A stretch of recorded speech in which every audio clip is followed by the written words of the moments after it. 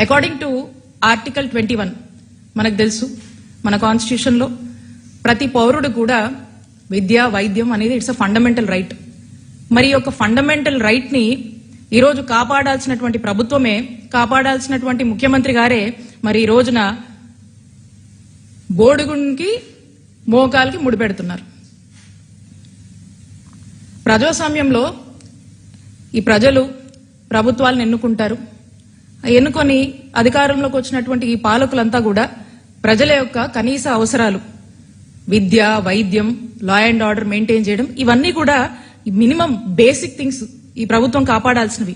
మరి ఏదో ఈ పీపీపీ మోడల్ అని చెప్పేసి దీని గురించి గొప్పలు చెప్పుకుంటూ ఏదేదో కబురు చెప్తా ఉన్నారు. నేను ప్రశ్నిస్తున్నాను చంద్రబాబు నాయుడు గారిని, మరి లా అండ్ ఆర్డర్ కి సంబంధించినటువంటి శాంతి భద్రతలు కాపాడేటువంటి మరి పోలీస్ స్టేషన్లు కూడా పీపీపీకి ఇవ్వచ్చు కదా, ఇస్తారా?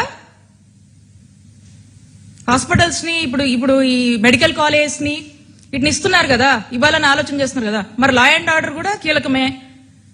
మరి ఆ పోలీస్ స్టేషన్లు కూడా పీపీపీ మోడల్లో ఇస్తారా? మరి చంద్రబాబు నాయుడు గారు చెప్పండి.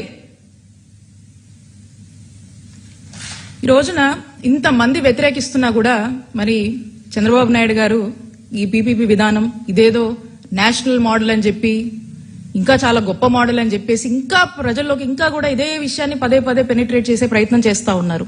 అందుకే ఇదేదో ప్రజల జీవితాలు పూర్తిగా దీన్ని మార్చేసేటువంటి మంత్రదండంలా కూడా మరి చంద్రబాబు నాయుడు గారు దీని గురించి చెప్తా ఉన్నారు. కాబట్టి ఈ పీపీపీలో ఆయన అంటా ఉన్నారు కదా, ఈ పీపీపీలో రోడ్లు వేయడం లేదా, గుంతలు పూడ్చడం లేదా అని చంద్రబాబు నాయుడు గారు మాట్లాడుతూ ఉన్నారు. అవును, కరెక్టే, రోడ్లు వేస్తున్నారు, బానే ఉంది. మరి రోడ్లకు పీపీపీ పేరుతో అడ్డం పెట్టుకుని రోడ్లకి మరి ఈ టోల్ ట్యాక్స్ తీసుకుంటున్నారు కదా, ఆ టోల్ ట్యాక్స్ ఛార్జీలు అన్ని ప్రజల మీద ఎంత పడతా ఉన్నాయి? చాలా పెద్ద ఎత్తున లేచేస్తున్నారు కదా.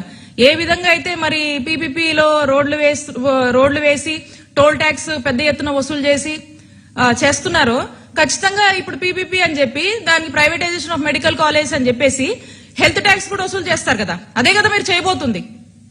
రాష్ట్ర ప్రజల దగ్గర నుంచి హెల్త్ ట్యాక్స్ వసూలు చేయబోతున్నారు కదా పీపీపీ అని చెప్పి. అదే కదా దీని అర్థం. పైగా ఏవో సాకులు వంకలు వెతుక్కుంటూ ఏది పడితే అది మాట్లాడే మిమ్మల్ని ప్రజలు అన్ని గమనిస్తున్నారు, ప్రజలకు అన్ని అర్థమవుతుంది. అందుకే కోటి సంతకాలని చెప్పి కుటుంబానికి ఒకరు వచ్చి సంతకం చేసి పెద్ద ఎత్తున కూడా ఈ రోజు చంద్రబాబు నాయుడు గారి ప్రభుత్వాన్ని వ్యతిరేకిస్తున్నారు ప్రజలు. అది ఆలోచించి ఇప్పటికైనా బుద్ధి తెచ్చుకొని ఈ నిర్ణయాన్ని వెనక్కి తీసుకోండి. వీలైనంత వరకు కూడా వైద్య ఆరోగ్య రంగంలో వీలైనంత వరకు కూడా జగన్మోహన్ రెడ్డి గారు తీసుకొచ్చినటువంటి ఇనిషియేటివ్స్ కావచ్చు, జగన్మోహన్ రెడ్డి గారు ఏదైతే ఉన్నటువంటి సిస్టమ్స్ ఒక స్టాండర్డ్స్ మెయింటైన్ చేశారో, కనీసం ఉన్నాయి అయ్యన్నా ఆల్రెడీ మేము చేసాం, అవన్నీ చూసి నేర్చుకుని ఆ స్టెబిలిటీ అనేది మెయింటైన్ చేయమని చెప్పి ఈ ప్రభుత్వాన్ని మేము కోరుతా ఉన్నాం.